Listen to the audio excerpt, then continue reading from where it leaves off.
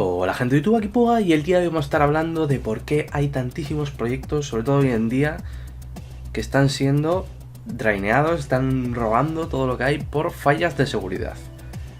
Muchísimos de los proyectos que están sufriendo estos ataques están construidos en Solidity o son Ethereum Virtual Machine, por lo tanto la programación es en Solidity. Aunque no es únicamente, no aplica solamente para Solidity. Y es que, por lo que yo veo en el mundo de la blockchain, la programación de smart contracts y todo esto, por ejemplo en Ethereum tenemos Solidity, pero luego está, por ejemplo, Polkadot, que utiliza Rust, y hay otras blockchains que utilizan otros lenguajes de programación. ¿Qué pasa? Que como es algo muy nuevo, a mí es algo que me choca bastante, la verdad, porque yo, por ejemplo, no soy un experto, en plan, un maestro aquí de programación en Solidity, por ejemplo. O sea, hay una serie de prácticas que la gente en estos proyectos, que es lo que a mí sinceramente no me entra en la cabeza, son prácticas que no realizan ellos, pero que en el mundo de la programación convencional se da como por hechísimo, ¿vale? Sí que es verdad que hace unos años no lo era tanto, pero hoy en día todas las empresas gastan muchísimo dinero y se preocupan muchísimo por la seguridad y la seguridad del código. Y es que, por ejemplo, el lenguaje de programación como es Solidity tiene muchas vulnerabilidades, sobre todo en las versiones de anteriores a la, o sea, de la 0.7, 0.6 para abajo, ¿vale? Entonces, para quien no lo sepa, tú en Solidity tienes muchas versiones para poder utilizar y puedes utilizar cualquiera. Son versiones que van saliendo y van cambiando, quizás de X, o sea, por lo general, si no me equivoco, es 0. algo.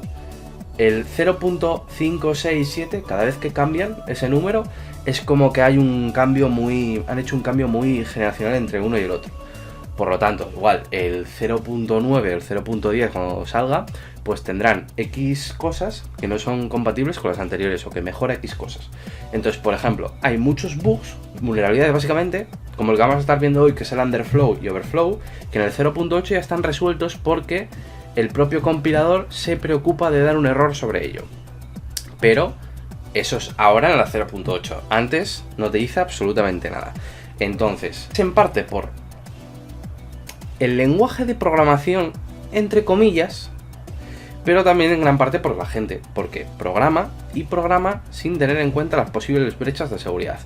Es por eso que yo pienso que en un futuro, cuando a ver, que ya hay bastante trabajo, pero está todavía un poco en pañales, pero cuando se consolide la blockchain y haya muchos puestos y empresas que estén full dedicadas a blockchain y que ganen mucho dinero y que sea algo más serio, que hay un montón de proyectos serios y hay mucha gente ganando mucho dinero, pero no está tan consolidado como por ejemplo ahora en empresas convencionales en temas de ciberseguridad, que tienen siempre un apartado de gente en ciberseguridad, aunque sean unas empresas chiquitas.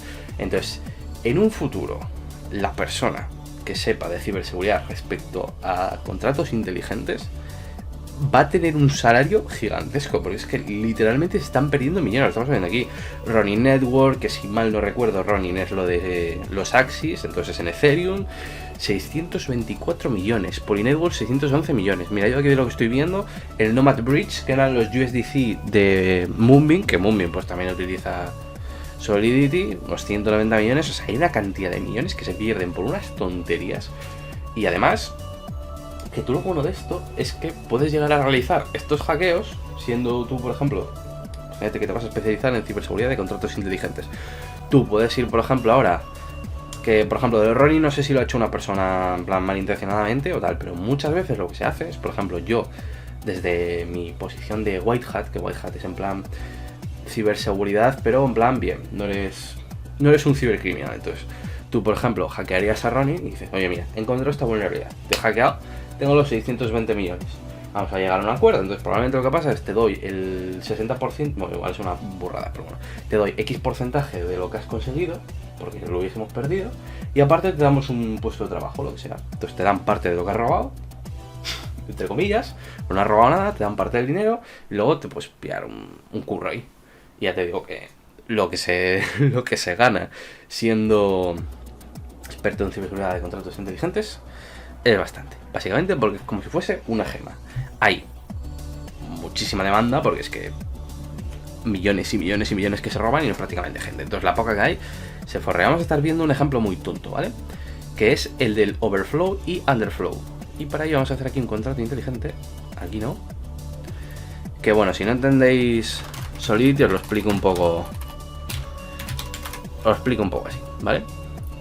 Mira, lo primero que tenemos que poner cuando creamos un contrato inteligente, bueno, quitando de lado el tema de la licencia, con un comentario, es la versión de Solidity, ¿vale? Esto es Pragma Solidity 0.6.0. Esto significaba, creo que era, que se podían utilizar, o sea, que no se pueden utilizar más, en plan de, no puedes utilizar el 0.7, puedes utilizar como todas las variantes del 0.6, pero el paso generacional este que está comentando antes, no. Entonces, por ejemplo, 0.7 ya no se puede utilizar. Y es básicamente, vamos a hacer un ataque a un contrato en el que se bloquea un tiempo. Imagínate, tú has depositado 1000 USDC y vas a poder extraer los tokens que has comprado, un NFT, en una semana, 2 semanas, y tienes que esperar por cojones 2 semanas.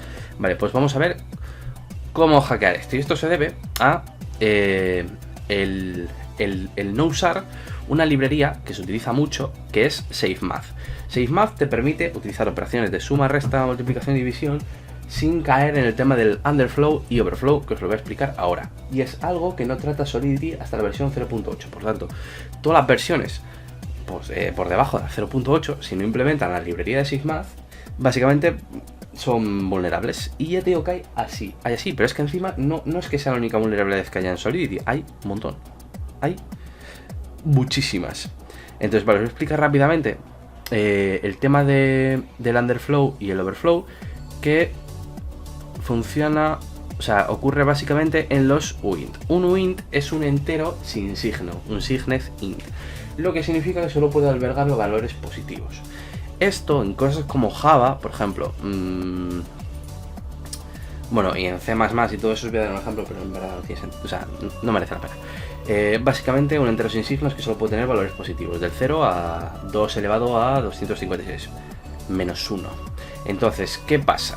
Es una cosa que sinceramente, es lo que digo, en cosas como Java y cosas de esas, pues no pasaría nunca, ¿vale? Entonces, vamos a decir que tenemos aquí un uint, uint, pues lo voy a llamar P, ¿vale? Tenemos un uint que es P. Entonces, ¿qué tiene de capacidad el uint? Pues tiene de 0 a 2 elevado a 256 menos 1. ¿Por qué menos 1? Porque el 0 cuenta. Entonces, 0 está ahí, pero esto sería de 0 a 255. O sea, de 0 a 2 elevado a 200 tal. Como está el 0, pues es 1 menos, ¿vale? Entonces, ¿qué pasa? A la izquierda no hay símbolos negativos. O sea, es del 0 al 2 elevado a 256 menos 1. Vale. Entonces, ¿qué pasa si tú a la P le pones 2 elevado a 256 sin el menos 1? De normal no podrías, porque estarías excediendo la capacidad de memoria que tiene la variable. Pero en Solidity le sudan los huevos y tenemos lo que se conoce como overflow. Overflow porque está por encima. Entonces, el límite es 2 elevado a 255, le sumas 1 y vuelve a el 0. Y en contraparte, si estás en 0 y pones menos 1, estás en 2 elevado a 255 menos 1. Si pones menos 2, estás en 2 elevado a 255 menos 2. Y así. Entonces, tanto con el underflow como el overflow, puedes moverte donde tú quieras, básicamente. Entonces, ¿qué vamos a hacer nosotros en el contrato? Nos va a decir que va a durar 2 semanas y nosotros vamos a coger el tiempo, o sea, básicamente, está aquí explicado, ¿vale? Si T es el tiempo actual, nosotros queremos que T, al sumarle X, nos dé el 2 elevado a 256. O sea, nosotros queremos, a ver, explico, X más T es igual a... Ahora lo explico, si no os enteráis. 2 elevado a 256 menos 1, ¿vale? O sea, no, 2 elevado a 256. ¿Vale? Que esto es igual a 0, ¿vale? ¿Qué significa esto? Este es el tiempo que nosotros tenemos en el momento en el que hacemos en el que vamos a hacer el ataque. Entonces, nosotros queremos la X que nos haga que nos pongamos al final uno más para estar en el 0. Y al estar en el 0 estamos haciendo que el wind valga 0. Es decir, estamos haciendo que el periodo de tiempo que tenemos asignado pase de 2 semanas a 0. Porque le vamos a sumar un número que haga que se salga de esto, tengamos overflow y lleguemos al 0. ¿Cómo podemos realizar esto? Vale, lo que os digo, Solidity de normal, si no utilizas el SafeMath en versiones inferiores a la 0.8, te deja hacer tanto overflow como underflow. Y para ello hay aquí una función que implementa el código. Ya os digo, no va a estar tan fácil probablemente, pero por ejemplo aquí en el contrato del timelog pues hay una función que es incrementar tiempo. Y claro, incrementar tiempo lo que está haciendo es sumar, o sea, le está metiendo básicamente al log time, que esto es un mapping, que lo que hace es básicamente no es comparar, relaciona una dirección con un wind. Entonces la dirección es la tuya, está diciendo esta dirección tiene este wind y ese wind es el tiempo que vamos a estar bloqueados. Entonces hay una función que es incrementar el tiempo de bloqueo, que lo que hace es a los segundos que tú tienes añadirle. Entonces, como ahí no está implementado la función de SafeMath para incrementar el wind de manera segura sin que haya overflow, permite el overflow. Y por tanto vamos a poder pasar del valor que nosotros teníamos, excedernos del límite de memoria que tenía la variable y llegar a 0. Por tanto, podríamos pillar el NFT sin esperar las 2 semanas, ¿vale? Entonces, para ello, como veis, estoy a la 0.6.12. En principio, si voy a probar porque quiero saber si lo he dicho bien. En principio, este símbolo de aquí es básicamente para eso. Es que me da rabia porque no lo... Vale, se ha cambiado automáticamente. Eso es que no, vale. Y vamos a... Vale, entonces para esto, si os fijáis, ¿vale? Esto no tiene mucha complicación. Básicamente tienes aquí la función de retirar y o que no tiene suficientes fondos o que todavía no ha expirado, ¿vale? Porque hay que esperar X tiempo, hay que esperar una semana, básicamente. Y luego el contrato del ataque, ¿vale? Entonces nosotros tenemos una variable que es básicamente el otro contrato y luego en el constructor, que esto es lo que pasa cuando le das a deploy, hay que pasarle la dirección del contrato este. Hay que pasarle este contrato, es en plan, oye, básicamente que la variable que tenemos aquí, que es de tiempo, el otro contrato, sea ese mismo contrato.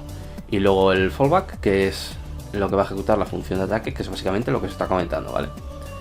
Que es lo que se estaba enseñando aquí en el Photoshop. Que vamos a conseguir la X, o sea, básicamente X más T igual a 256, X igual a 2 elevado a 256 menos T igual a 0. O sea que X es el tal más 1 menos T. Y retirar. Y vamos a poder retirar. Entonces para ello, primero, vamos a ejecutar lo que sería el contrato de prueba, ¿vale? Le damos, o sea, vale, deployamos y lo tenemos aquí. Digamos, vale, y tenemos 0. Porque el deposit, vale, vamos a meter 100 way y le damos a depositar, ¿vale? Y ahora si vamos a balance, tenemos 100. Hemos metido, ponte 100 euros para comprar el NFT. Entonces ahora mismo si le damos a retirar, no va a dejar porque dice log time not expired. O sea, sin que el bloqueo todavía está porque está una semana, ¿vale? Y si ponemos aquí la dirección y le damos a log time, pues nos va a decir que todavía queda todo este tiempo en wins, que van a ser las semanas. Entonces ahora copiamos este contrato.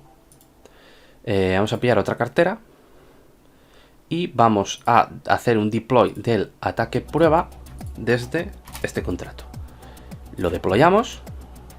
Bueno, en verdad es una gilipollez lo que acabo de hacer. Tendría que ser con la... Voy a volver a hacerlo con el otro para que sea más explícito. Entonces ahora, para que sea la misma cartera y veáis que antes no se podía y ahora sí se puede.